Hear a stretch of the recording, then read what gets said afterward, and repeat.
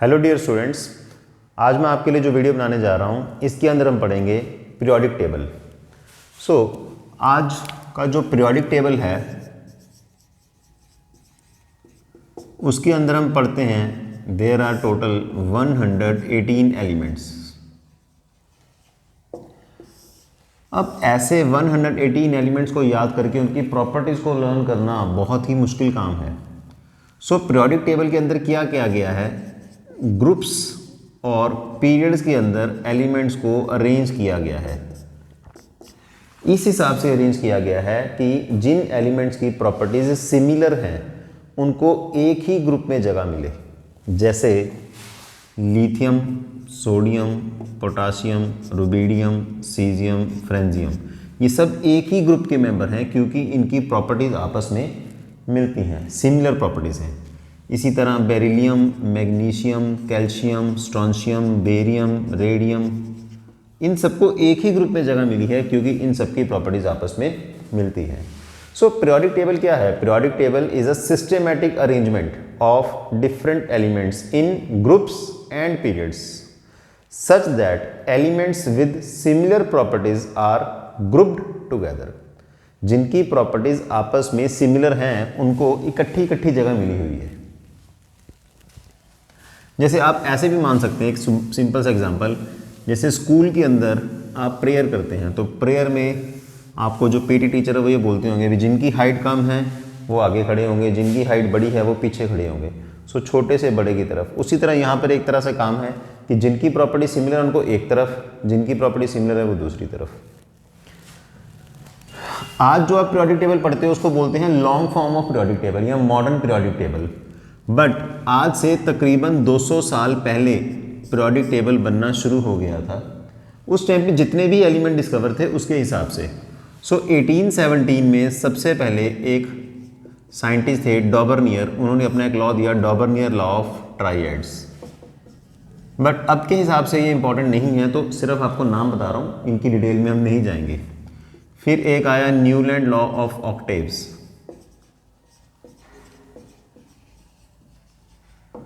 फिर एक आया लॉदरमेयर curve.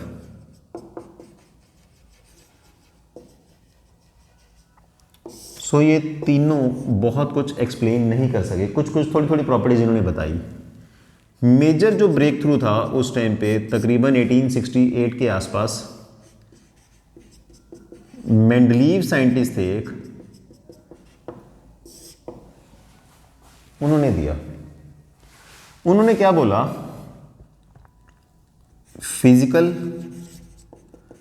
And chemical properties of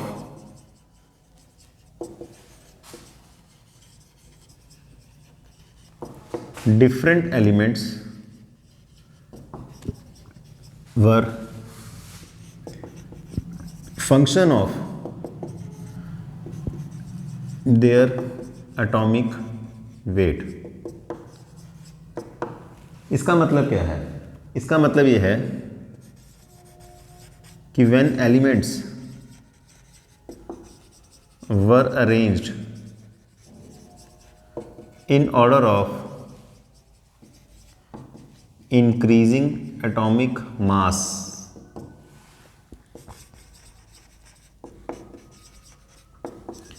then elements with similar properties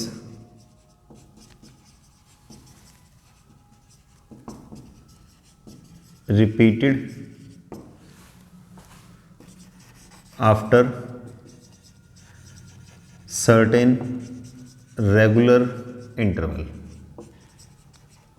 और इसी चीज को उन्होंने बोला पीरियोडिसिटी। पीरियोडिसिटी या इस लॉ का मतलब क्या है? सबसे पहला पॉइंट ये है कि उन्होंने जो मेन अपने लॉ में डिफाइन किया वो ये था कि physical and chemical properties of different elements are periodic function of their atomic wait.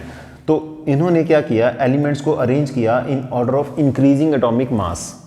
जब मास के हिसाब से अरेंज किया तो फिर उन्होंने ये देखा कि जिन एलिमेंट्स की प्रॉपर्टीज सिमिलर है उन सबको टेबल के अंदर फिक्स जगहें मिल रही हैं।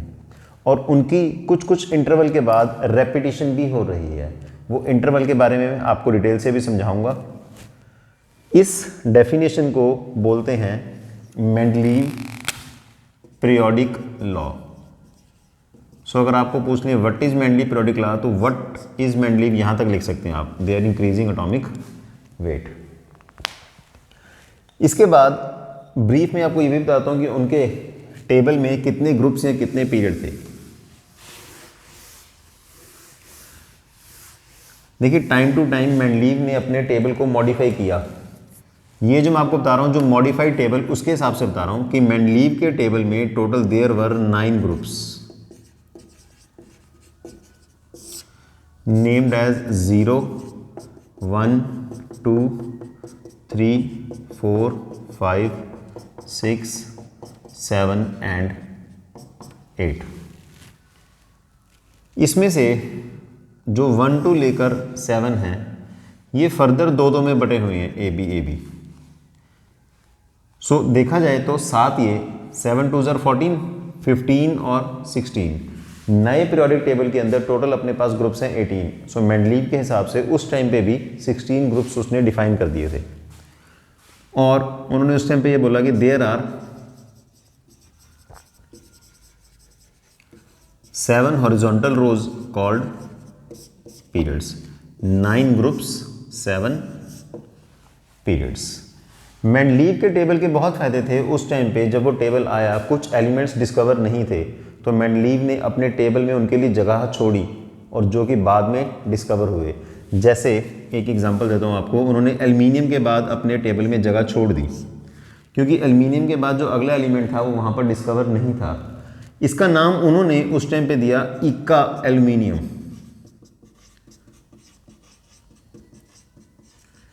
इक्का का मतलब है बाद में, एल्युमिनियम के बाद में जो आएगा। तो ये आज की डेट में डिस्कवर हो चुका है और इसका नाम है अब गैलियम। इसी तरह उन्होंने सिलिकॉन के बाद भी एक जगह छोड़ी, उसका नाम दिया इका सिलिकॉन। ये भी अब डिस्कवर हो चुका है, इसका नाम है जर्मेनियम। सो मेंडलीव के टेबल का सबसे बड़ा फायदा तो यही हुआ कि एलिमेंट्स को सिस्टमेटिकली स्टडी करना बहुत ही इजी हो गया। दूसरे नंबर पे उन्होंने उस टाइम पे जो एलिमेंट डिस्कवर नहीं थे उनके लिए भी प्रिडिक्शन की कि यहाँ पर नया एलिमेंट आएगा और वो बाद में डिस्कवर हुआ भी। इसी तरह से उन्होंने कुछ एलिमेंट्स के एटॉमिक मास जो कि पहले उससे पहले गलत थे उनको सही भी किया।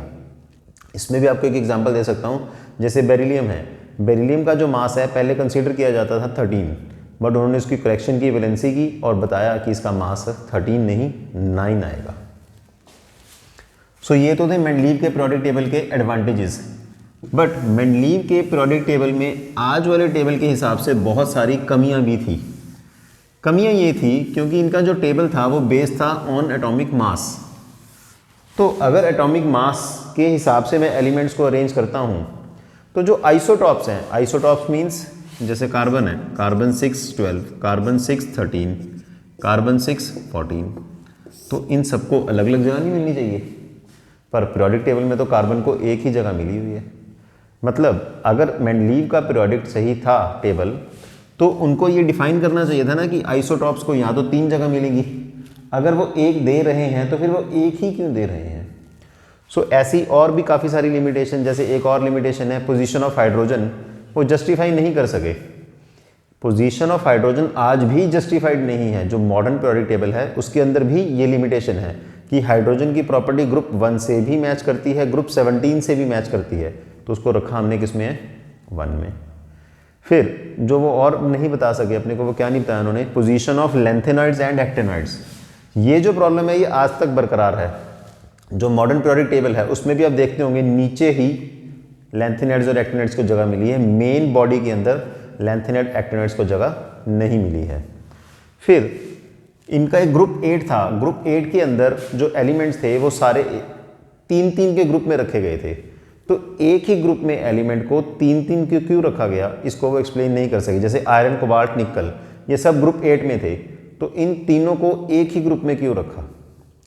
इसी तरह जो मैंने आपको बोला कि 1A और 1B, जैसे 1A में एलिमेंट है लिथियम, सोडियम, पोटासियम, रुबीडियम और सीजियम। 1B में एलिमेंट थे कॉपर, सिल्वर और गोल्ड। अब अगर इन दोनों को मैं 1 के अंदर रख रहा हूं तो इसका मतलब ये है कि इनकी आपस में कुछ प्रॉपर्टीज मिलती होंगी, पर 1A और 1B का आपस में कोई लेना देना नहीं है। ये अल्कली मेटल्स हैं, ये क्वाइनिज मेटल हैं। जब इनकी प्रॉपर्टी मिलती ही नहीं तो इन दोनों को ग्रुप 1 के अंदर क्यों रखा गया?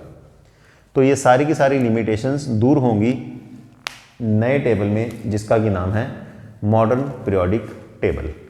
सो वो मैं आपको करवाऊंगा अपने नेक्स्ट वीडियो में। Thank you.